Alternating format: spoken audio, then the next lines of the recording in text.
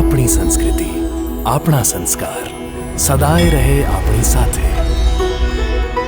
ભારતના મહાન ગ્રંથો અને કવિતાઓનો સંપૂર્ણ સંગ્રહ. સબસ્ક્રાઇબ કરો તિલક.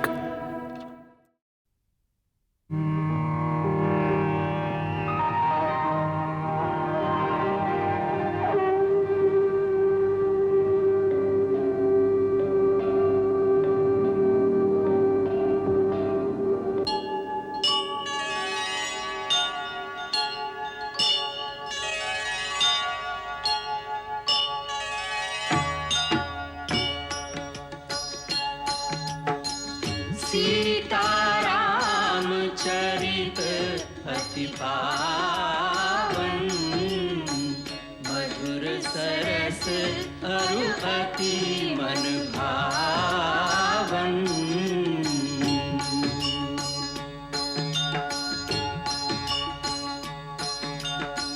पुनि पुनि कितने हो सुने सुनाए, प्यास बुझत न बुझाए.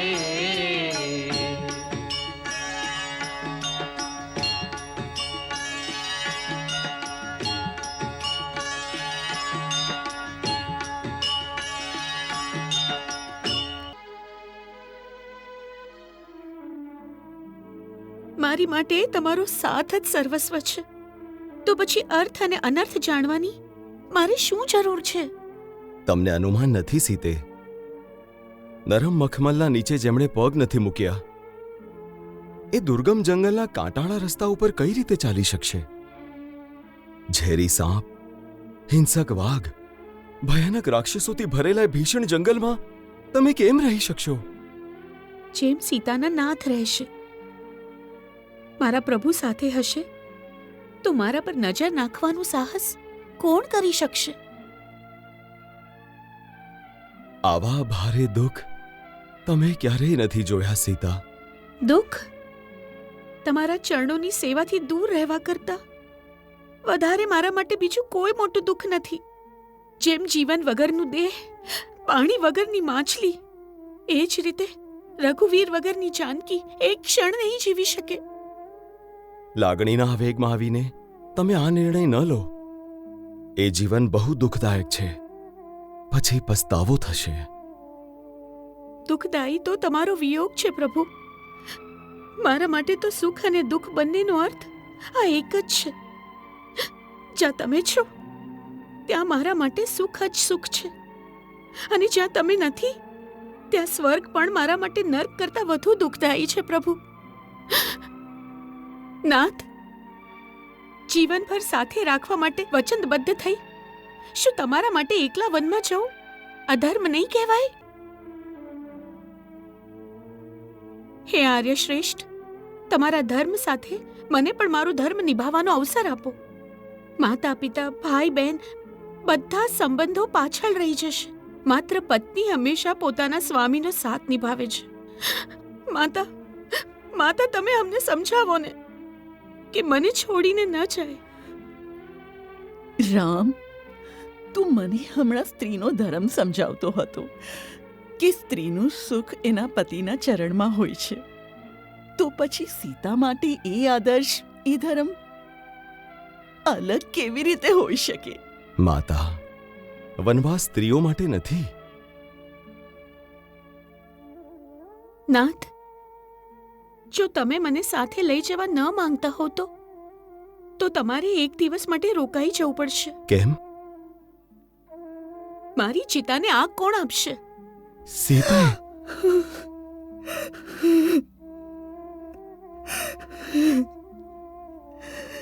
એ સાચું કહે છે રામ.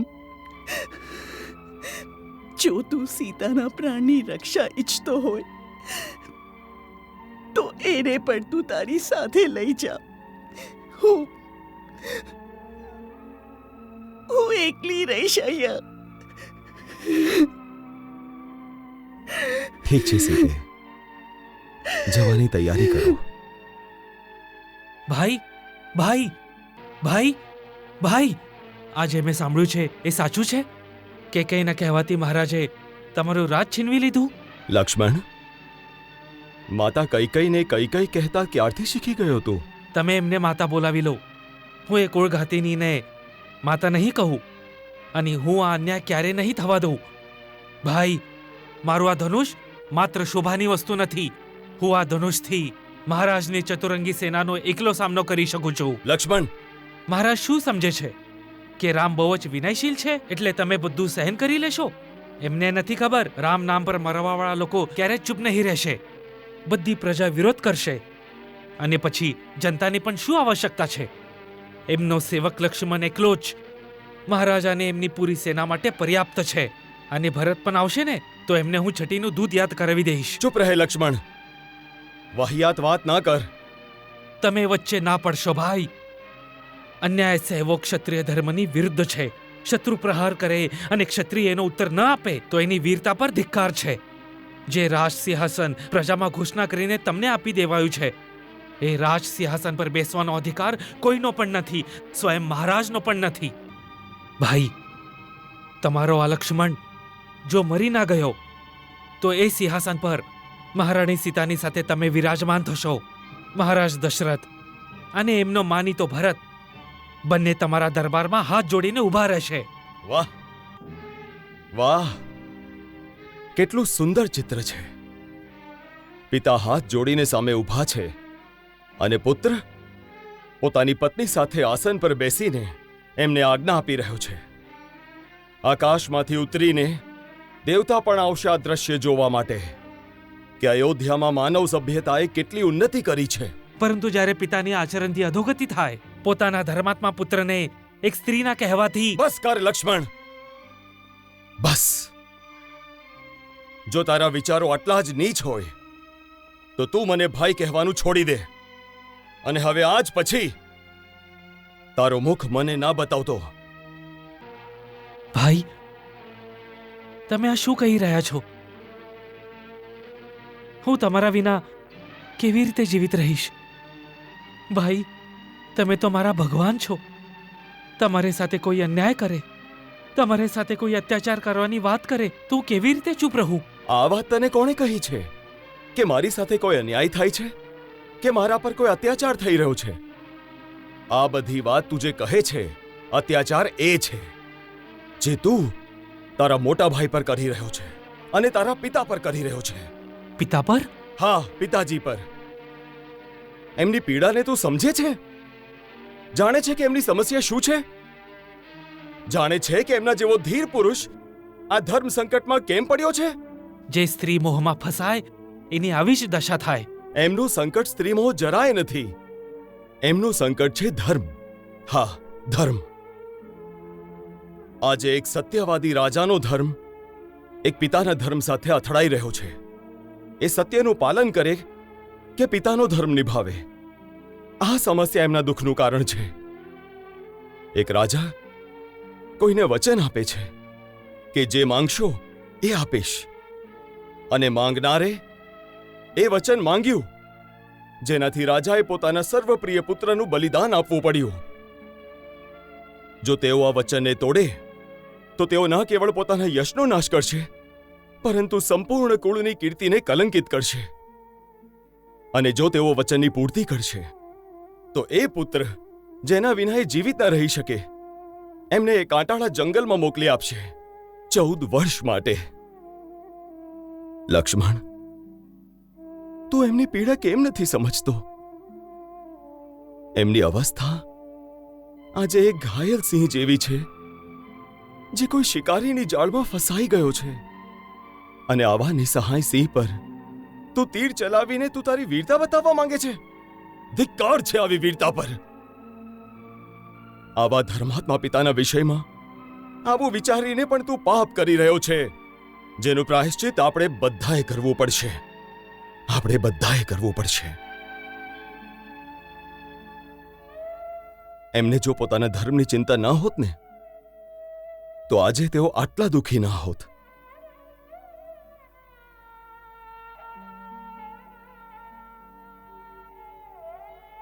આજે જ્યારે હું એમને આટલી નિસહાય અવસ્થામાં જોઉં છું તો મને મારા ઉપર ગ્લાનિ થાય છે કે મારે કારણે મારા વીર, મહાન અને ધર્માત્મા પિતા આટલા દુઃખી છે. હું મારું કર્તવ્ય પૂરું કરવા માટે એક ક્ષણનો પણ વિલંબ નહીં કરું, કારણ કે પુત્ર હોવાને સંબંધે મારું એક જ કર્તવ્ય છે કે હું એ કામ કરું જેનાથી એમના સત્ય, એમના ધર્મ અને એમની પ્રતિજ્ઞાને ક્ષતિ ન પહોંચે, પરંતુ એમની કીર્તિ વધે, એમનો યશ મલિન ન થાય. લક્ષ્મણ, આપણા જેવા પિતા બહુ ભાગ્યથી કોઈને મળે છે, પરંતુ જો કોઈના પિતા દુરાચારી પણ કેમ ના હોય, ભલે આખો સંસાર એમને ત્યજી દે, તો પણ પુત્રનો ધર્મ છે કે તે તેના પિતાને ભગવાનની જેમ પૂજે, કારણ કે પિતા મનુષ્યના પ્રાણદાતા હોય છે. લક્ષ્મણ, જે પિતાની ભક્તિ ન કરે, દેવતા તો શું, સ્વયં ભગવાન પણ એની પૂજા સ્વીકાર નહીં કરે. ભાઈ, તો શું માતા કૈકેયીનો અન્યાય હું ચૂપચાપ સહન કરી લઉં? હું માતા કૈકેયીને દોષી નથી માનતો. ભાઈ, હા લક્ષ્મણ, બાળપણથી માંડી આજ સુધી માતા કૈકેયી આપણને કેટલો સ્નેહ, કેટલા લાડ લડાવ્યા, એ ભૂલી ગયો? એ તો નિશ્ચલ પ્રેમની એવી પવિત્ર નદી છે જેમાં સદાય પ્રેમના મોજા ઉઠતા રહે છે. આવા નિશ્ચલ પ્રેમની પવિત્ર નદી એક દિવસમાં કેમ સુકાઈ ગઈ એ વાત મને નથી સમજાતી. સંસારમાં ઘણી ગૂઢ વાતો એવી હોય છે જે મનુષ્યને ક્યારેય સમજાતી નથી. અકસ્માતે ક્યારેય કોઈ ભૂકંપ આવી જાય જે મનુષ્યના જીવનમાં ઉથલપાથલ કરી નાખે. આવા સમયે બીજા કોઈને દોષ ના આપવો જોઈએ. એને તમારું ભાગ્ય સમજીને, દેવ કૃપા માનીને એનો સ્વીકાર કરી લેવો જોઈએ. આજે જે થઈ રહ્યું છે એ થવાનું નિશ્ચિત હતું. આ વિધાન છે જેથી માતા કૈકેયી જેવી સ્નેહમય અને પુણ્યશાળી સ્ત્રીને આવી બુદ્ધિ સૂજી છે. જો આમ જ હોય તો હું વિધાતા સામે પણ લડી લઈશ. વીરના પુરુષાર્થની પરીક્ષા આવા જ આપત્તિકાળમાં હોય છે. આપત્તિકાળમાં માત્ર વીરતાની જ પરીક્ષા નથી થતી, મનુષ્યના ધર્મની પણ પરીક્ષા થાય છે. લક્ષ્મણ, વીરતા માત્ર શસ્ત્ર ઉપાડવાને જ નથી કહેવાતી. ક્યારેક શસ્ત્ર ન ઉપાડવા પણ પરમવીરતાની નિશાની હોય છે. ધનુષ મૂકી દે અને મારા ગમન પછી રાજા ભરતની સેવામાં ઉપાડજે. હા, તમારા ગમન પછી? એનો શું અર્થ છે? જો તમે વનમાં જશો તો હું પણ સાથે આવીશ. નહીં લક્ષ્મણ, નહીં. વનવાસ મને મળ્યો છે, તને નહીં. એટલે આ શું?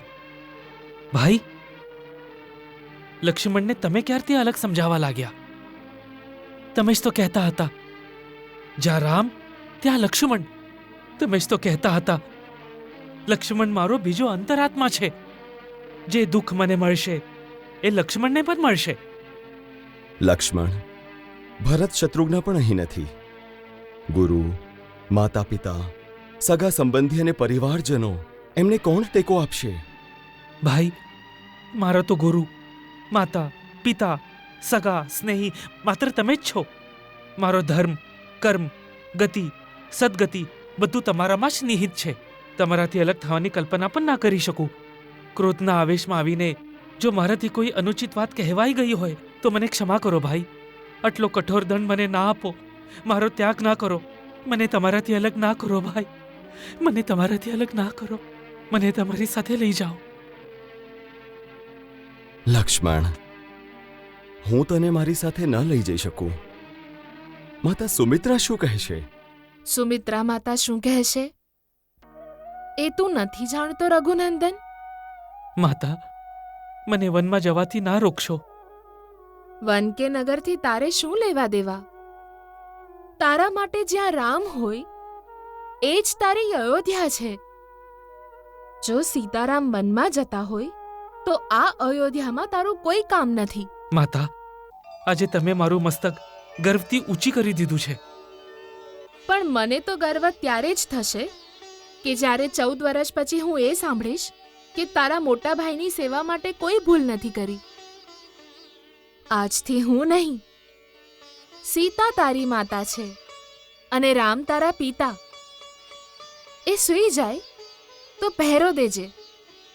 એ ખાઈ લે તો જો પછી કાંઈ બચે તો ખાજે. એમના માર્ગના કાંટા તારા હાથેથી ચૂંટજે. એટલી સેવા કરજે કે સીતા મહેલના બધા જ સુખ ભૂલી જાય. લક્ષ્મણ, એટલું યાદ રાખજે, સંસારમાં સેવકનો ધર્મ સૌથી કઠિન ધર્મ છે. ધન્ય છે સુમિત્રા, તું ધન્ય છે. ધન્ય છે તારી કોખને કે તારા બંને લાલને મોટા ભાઈની સેવામાં સમર્પિત કરી દીધા. તારો અનુપમ ત્યાગ, અનોખું ધૈર્ય જોઈને મારા દુર્બળ મનને શક્તિ મળી ગઈ છે. ના દીદી ના, મહાન તો તમે છો. તમારી પાસેથી તો હું શીખું છું. રામ બેટા, હું લક્ષ્મણને તને સોંપું છું.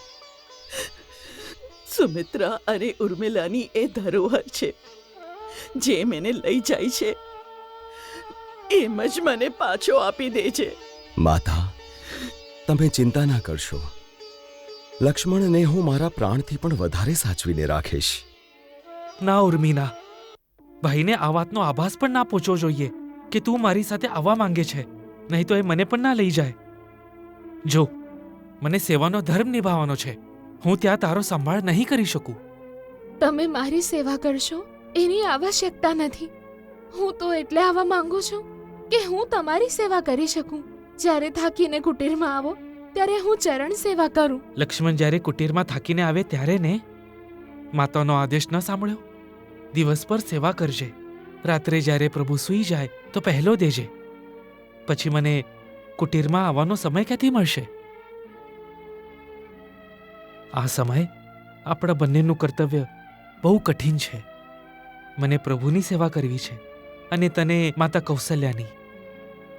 હા ઉર્મિલા, જેના પુત્ર અને વધુ બંને વનમાં જતા હોય એના મનની દશા કેવી હશે? ઉર્મી, માત્ર તું જ છે જે સેવાને પ્રેમથી જીવિત રાખી શકીશ, નહીં તો એ 14 વર્ષો સુધી નહીં જીવે. હું માતા કૌશલ્યાને જીવિત રાખવાનું ઉત્તરદાયિત્વ તને સોંપું છું. હજી એક પ્રાર્થના છે. જ્યારે હું વનમાં જાઉં ત્યારે તારી આંખોમાં આંસુ ન હોવા જોઈએ. હા, એ જતા સમયે એક ક્ષણને મારા હૃદયમાં અંકિત કરી લઈ જવા માંગુ છું, જે 14 વર્ષો સુધી મને પ્રેરણા આપતી રહેશે.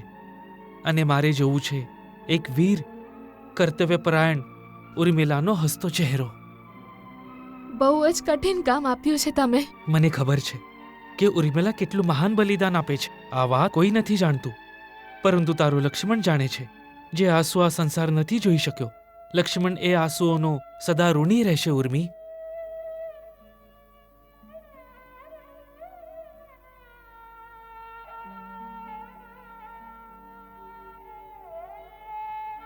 શું એ સાચું છે કે રામભાઈનો રાજઅભિષેક નહીં થાય?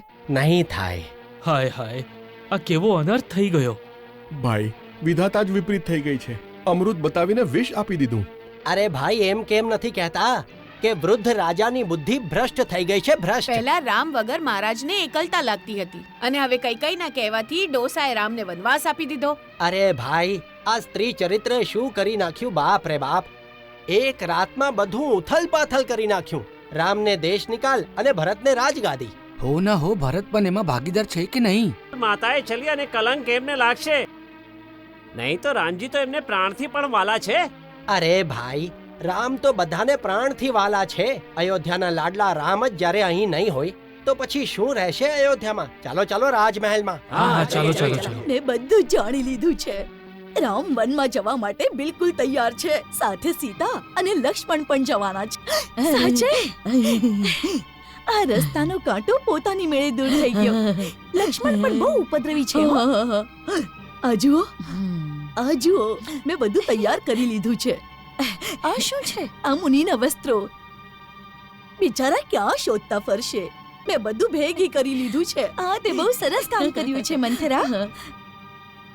આવી ગઈ. ઓહ, ગુરુ માતા પધાર્યા છે. હું તો ધન્ય થઈ ગઈ. રાણી કઈ આ શું અનર્થ કરો છો? ખૂણે ખૂણેથી એક જ અવાજ આવી રહ્યો છે કે રામ વગર અયોધ્યા અયોધ્યા નહીં રહે. વિધવા અભાગી જેવી બની જશે. પછી પછી કોણ અયોધ્યા નગરી પર રાજ કરાવશે ભરત પાસેથી? અને શું ભરત આ કપટ નીતિથી ખુશ થશે? શા માટે નહીં થાય? એણે તો રાજ કરવાનું છે ગુરુમાતા. જે ડાળી પર બેઠા હોય એ ડાળી પર કુશરાઘાત કરાવીને જીવનભર પસ્તાવા સિવાય હાથમાં બીજું કંઈ નહીં રહે. મારા હાથમાં શું આવશે અને મારા હાથમાંથી શું જશે એનો વિચાર જો તમે નહીં કરો તો જ ઉત્તમ રહેશે.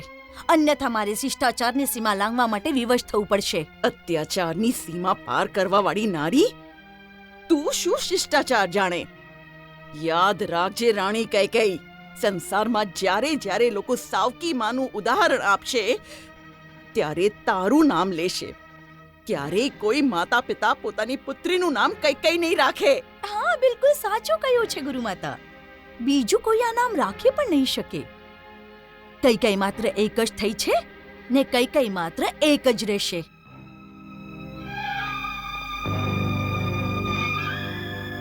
મંગલ ભવન અમંગલ હારી, પ્રભુ સુદશરથ અજીર બિહારી.